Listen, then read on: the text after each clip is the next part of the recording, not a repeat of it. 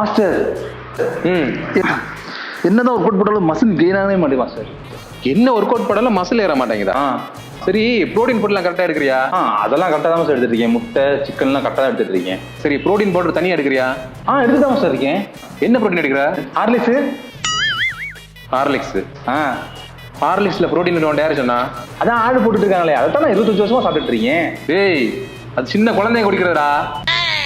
ஜிம்முக்கு போறவங்க குடிக்கணும், தனியா புரோட்டீன் பவுடர் இருக்கு சரியா? அப்ப நான் என்ன மாசப்படுறது? அதுக்கு தான் அந்த வே புரோட்டீன் இருக்கு. இந்த வே புரோட்டீன் குவாலிட்டி நல்லாவே கொடுத்துருக்காங்க. இதை எடுத்து பாரு, மசில் கெயின் சூப்பரா இருக்கும். அப்படியா? கொடுங்க, நான் சாப்பிட்றேன்.